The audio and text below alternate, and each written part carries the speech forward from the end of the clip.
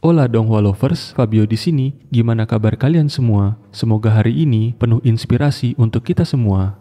Kali ini saya mau membahas Donghua berjudul Slay the Gods episode 9.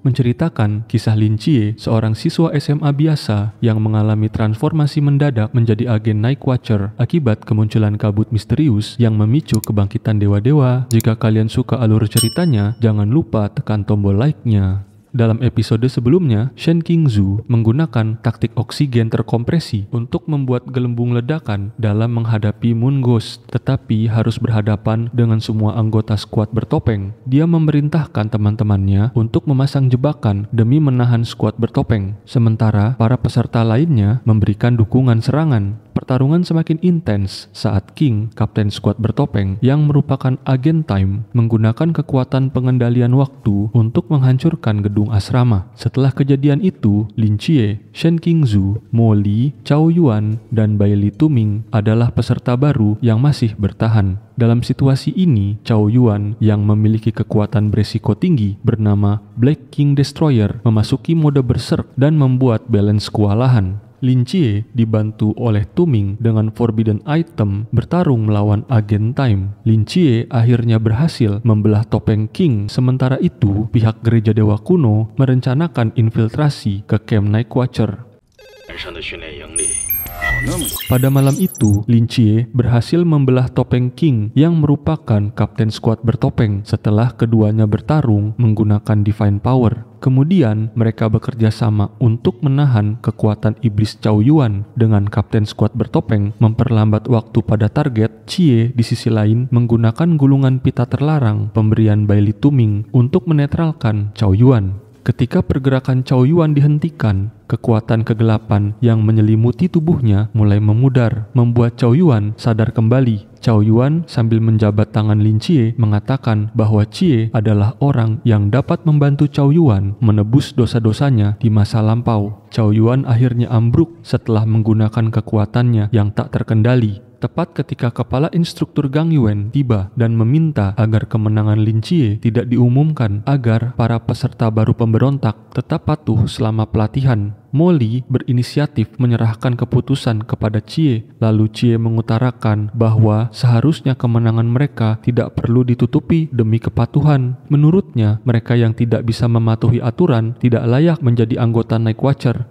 Kerusakan akibat pertempuran itu merusak sebagian bangunan asrama, tetapi dengan kekuatan kapten skuad bertopeng yang bisa memutar balik waktu, semuanya dipulihkan dalam beberapa jam. Keesokan harinya, di lapangan pelatihan, kepala instruktur mengucapkan terima kasih kepada kapten skuad bertopeng. "Ah, itu cuma hal sepele," jawab King sambil berpura-pura rendah hati, yang membuat Gang Yuan agak terganggu. Gang Yuan mengakui bahwa para peserta baru kali ini memiliki potensi besar namun agresif. Ia berharap kapten skuad bertopeng bisa mengalahkan mereka, meskipun jika kekuatannya tidak ditekan, dampaknya bisa menghancurkan seluruh fasilitas camp.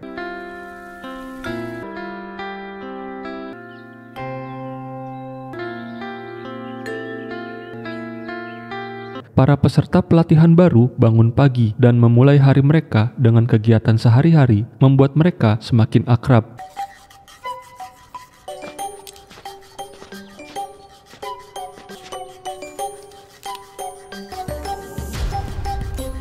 Masa pelatihan Night Watcher dimulai dengan hasil tes sebelumnya menunjukkan bahwa 112 peserta yang tidak patuh harus dieliminasi dari camp. Eliminasi juga akan diterapkan dalam pelatihan ke depannya. Manajemen menekan Forbidden Ruin para peserta baru dengan menggunakan Forbidden Item, menjadikan mereka seperti orang biasa. Manajemen berjanji untuk menerapkan metode pelatihan yang berat dan menyakitkan yang membuat mereka ingin melarikan diri. Di antara berbagai latihan fisik, ada latihan pedang yang akan dipimpin oleh instruktur baru bernama Han Li yang suka mencari peserta baru yang lemah agar dirinya terlihat kuat. Berbeda dengan staf lain yang telah menyaksikan sesi ujian, Han Li tidak mengetahui kemampuan para peserta pelatihan. Ia terkejut melihat salah satu dari mereka, yaitu Tu Ming. Mr. Han menceramahi Tu Ming karena ia banyak memakai perhiasan dan menilai bahwa di tempat ini kekayaan tidak penting. Yang penting adalah memanfaatkan kekuatan untuk melawan dewa jahat dan gereja dewa kuno yang mulai bergerak. Pada saat yang sama, Tu Ming secara tidak sengaja menangkis serangan Mr. Han yang membuatnya terpental hingga pedang kayunya patah. Ini karena Tu Ming mengenakan forbidden item tipe pertahanan di lehernya. Tu Ming meminta maaf dan melepaskan kalung itu, lalu ia meminta tanding ulang. Mr. Han merasa sedikit jengkel dan malu, seolah ia dipermalukan, menganggap ini hanya kecelakaan kecil, dan latihan pun dilanjutkan. Namun ketika Mr. Han menyerang untuk yang kedua kalinya, pedangnya malah terbakar karena efek dari gelang firewall atau dinding api yang Tu Ming juga lupa lepaskan. Para murid yang menonton tertawa dan mengejek Tu Ming karena ceroboh. Kesal, Mr. Han meminta Tu Ming turun dan mulai merasa bahwa para peserta baru dalam latihan ini agak bermasalah. Karena itu, ia memanggil Chie untuk naik.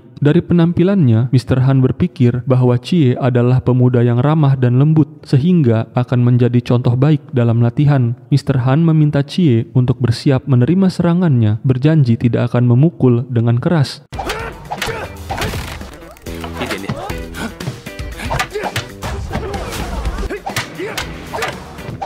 Namun, ternyata Chie bukanlah pemuda selembut yang terlihat. Ia mampu menahan semua serangan Mr. Han dengan mudah. Bahkan saat intensitas serangan ditingkatkan, membuat Mr. Han kewalahan. Mr. Han pun bertanya dari siapa Chie belajar seni berpedang, yang ternyata adalah pemimpin tim 136, Kapten Chen Muye, yang saat itu terlihat sedang memasak. Mr. Han akhirnya mencoba mencari peserta baru lain yang lebih lemah untuk diajari. Kali ini ia melirik Molly yang langsung naik sambil memperkenalkan dirinya sebagai anggota keluarga Mo yang terkenal dengan teknik pedangnya. Namun Mr. Han segera menyuruh Molly untuk duduk kembali dengan alasan bahwa ia tidak diminta untuk naik. Mr. Han menarik napas dalam-dalam, bertekad untuk mengajarkan ilmu kepada peserta baru yang memang membutuhkannya sembari pamer. Di antara para peserta baru yang terlihat kuat, ada seorang peserta berambut pendek yang tampak pendiam bernama Chow Yuan. Sebelum menyuruhnya naik, Mr. Han bertanya apakah Chow Yuan membawa forbidden item seperti Tu Ming atau pernah mendapat pelajaran pedang dari seseorang yang kuat seperti Chie. Chow Yuan menggeleng dan mengatakan bahwa keahliannya adalah melafalkan sutra Buddha. Ini cocok, pikir Mr. Han. Setelah Chow Yuan naik, Mr. Han melemparkan pedang kayu kepadanya. Namun, Chow Yuan membiarkannya jatuh sambil menjelaskan bahwa ia tidak bisa menyentuh pedang, bahkan yang terbuat dari kayu sekalipun. Dari arah lain, Tu Ming menjelaskan bahwa Chow Yuan menolak bukan karena tidak patuh, tetapi karena Forbidden Ruin miliknya akan aktif saat memegang pedang. Mr. Han menenangkan Chow Yuan, mengatakan bahwa Forbidden Ruin para murid di area ini telah ditekan. Akhirnya Chow Yuan mematuhi perintah Mr. Han, namun ternyata kekuatan penekan itu tidak mampu sepenuhnya menahan kekuatan menakutkan dari Black King Destroyer milik Chow Yuan. Lalu Chow Yuan berubah menjadi wujud iblisnya dan menyerang Mr. Han. Sementara para peserta baru lain melarikan diri dengan panik melihat sosok iblis yang tiba-tiba muncul. Di sisi lain, Lin Chie cukup kagum dengan kemampuan Mr. Han yang berhasil menangkis serangan Chow Yuan hanya dengan pedang kayu.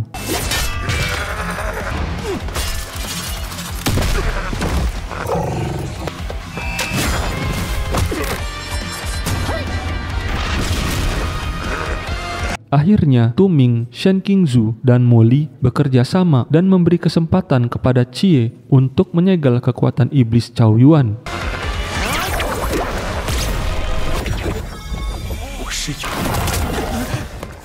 Dengan begitu, masalah pun terselesaikan. Namun, satu hal yang disadari oleh Mr. Han adalah bahwa para peserta baru yang sebelumnya ia pilih ternyata lebih kuat dibandingkan yang lain. Hanya saja, sebagai instruktur baru, ia mengalami sedikit kesialan. Setelah hari pertama latihan, para peserta pelatihan baru makan bersama di kafetaria. Ada tradisi bahwa selama masa pelatihan, mereka hanya diperbolehkan makan sepiring daging mentah atau sepanci roti kukus tanpa susu. Kepala koki mengatakan bahwa jika mereka tidak suka makanan tersebut, mereka bisa meninggalkannya begitu saja. Tentu saja, sebagian peserta baru kesulitan menikmati makanan ini. Setidaknya, mereka masih bisa memakan acar yang disediakan dalam makanan mereka. Pada saat itu, untuk menunjukkan ketulusannya pada Chie, Chow Yuan datang dan memberikan acar miliknya. Chie bertanya-tanya, apakah kebaikan Chow Yuan ini karena sebelumnya Chie telah membantunya menyegel kekuatan Chow Yuan. Tidak hanya itu, Chow Yuan mengatakan bahwa menurut gurunya hanya ada satu orang di dunia ini yang dapat membantunya menghapuskan dosa masa lalunya. Sosok yang dimaksud merujuk pada Lin Chie. Chie penasaran dengan dosa apa yang sebenarnya telah dilakukan oleh Chow Yuan,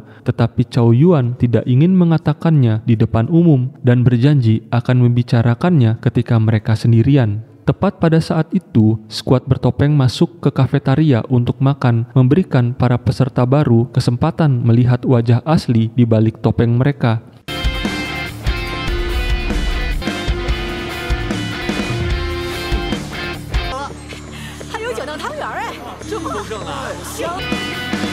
Kehadiran mereka juga memenuhi ruangan dengan aroma menggoda karena kepala koki menghidangkan makanan lezat untuk skuad bertopeng yang membuat para peserta baru menelan ludah. King, kapten skuad bertopeng, mengundang Chie untuk makan bersama. Meski duduk di meja skuad bertopeng, Chie tetap menolak makanan lezat itu dan memilih makanan yang disajikan untuk peserta baru. Banyak dari mereka yang menginginkan posisi Chie untuk bisa menikmati makanan tersebut, tetapi ia menolak. Alasan sebenarnya Chie bergabung di meja skuad bertopeng adalah karena ia ingin bertanya kepada kapten skuad bagaimana caranya menjadi agen Divine. Chie bertanya dengan sangat to the point dan kapten skuad bertopeng kemudian menjelaskan bahwa sekitar 8 atau 9 tahun yang lalu saat ia pulang sekolah, seorang pengemudi mabuk tiba-tiba muncul dan hampir menabraknya di jalan. Waktu mendadak berhenti dan dewa waktu yang bernama Kronos muncul di hadapannya. Mereka membuat kontrak yang menjadikannya agen sang dewa, dan sebagai imbalan atas kekuatan yang diperoleh, kapten skuad bertopeng diminta untuk mencari sesuatu di tempat bernama Takamagahara, sebuah ranah dewa dari mitologi Jepang. Kronos, sang dewa waktu, meyakinkannya bahwa tempat tersebut memang benar-benar ada di dunia nyata, meskipun hingga kini kapten skuad bertopeng masih belum menemukannya. Kontrak antara manusia dan dewa biasanya bersifat timbal balik, namun kasus Chie berbeda. Malaikat Agung Michael hanya menatapnya tanpa adanya perjanjian apapun. Kapten skuad bertopeng mengingatkan Chie bahwa karena Malaikat Agung Michael berada di peringkat 003 tertinggi, Chie harus berhati-hati karena banyak pihak yang menginginkannya, seperti organisasi gereja dewa kuno. Mereka dikenal sebagai kelompok fanatik. Jika mereka tidak bisa merekrut Chie, maka mereka akan menghilangkan identitasnya sebagai agen Divine dan menghisap kekuatannya hingga akhirnya menghabisinya.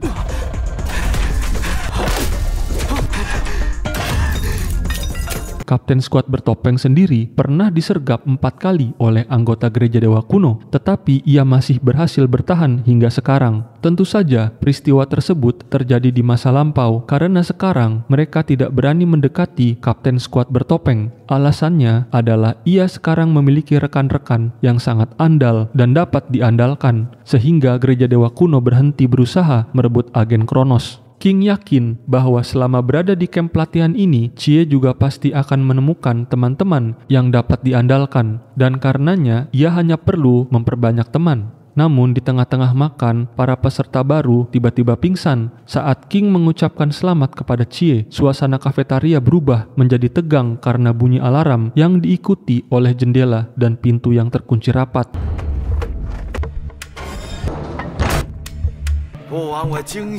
Ternyata alasan para peserta baru pingsan adalah karena mereka telah memakan acar spesial yang disiapkan oleh kepala koki selama 49 hari. Ketika terbangun, Chie mendapati dirinya berada di tempat berbeda bersama para peserta lain. Melalui pengeras suara yang tersebar di sekitar area, kepala instruktur Gang Yuan memberitahu kepada para peserta baru bahwa hari ini akan menjadi hari pelatihan khusus. Pelatihan akan dimulai dengan hitungan mundur. Tak lama beberapa drone mulai muncul dan menembakkan peluru cat ke arah para peserta baru. Latihan segera dimulai. Tujuan dari pelatihan ekstrim ini adalah untuk membuat para peserta baru menyeberangi pegunungan pegunungan Jinan hingga mencapai garis finish sebelum fajar. Aturan pertama adalah bahwa 3 jam setelah latihan dimulai, para peserta dilarang menyerang atau menyentuh drone dengan cara apapun. Mereka hanya bisa menghindar ketika drone menembakkan tembakan deras ke arah mereka.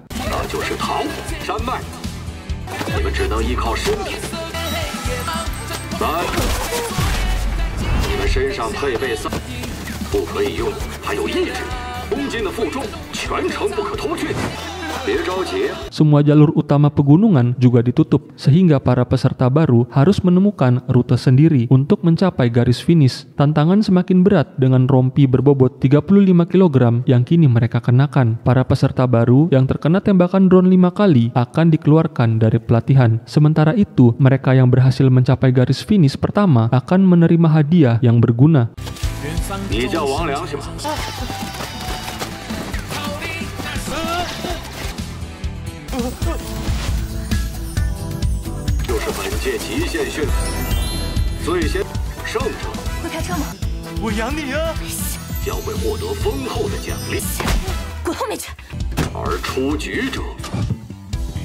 Peserta yang dikeluarkan dari pelatihan khusus ini akan mendapatkan sanksi. Sebagai contoh, seorang peserta pelatihan bernama Wang Liang dinyatakan gagal karena terkena 5 tembakan peluru cat. Sekarang, ia ditempatkan di sebuah ruangan dan diminta menceritakan kejadian paling memalukan dalam hidupnya. Dan cerita tersebut akan disiarkan kepada semua peserta baru. Wang Liang tidak bisa berbohong karena para instruktur telah memasang cincin sihir yang membuatnya tidak bisa berbohong.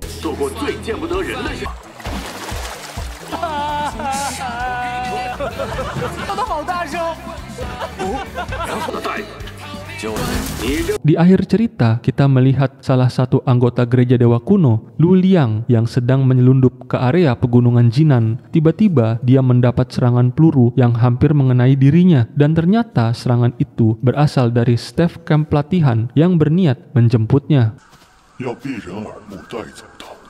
Begitulah alur cerita Slay the Gods episode 9. Gimana menurut kalian pelatihan kali ini dan gimana kelanjutannya? Apakah Lin Chie dan kawan-kawannya bisa lolos dari tantangan kali ini? Kita nantikan kisah Lin Chie di Slay the Gods episode 10. Akhir kata, cinta bukan hanya tentang memiliki, tetapi tentang memberikan yang terbaik dari diri kita untuk orang yang kita cintai. Teruslah berjuang dan percayalah pada kekuatanmu. Saya Fabio, sampai jumpa di video selanjutnya. Ciao.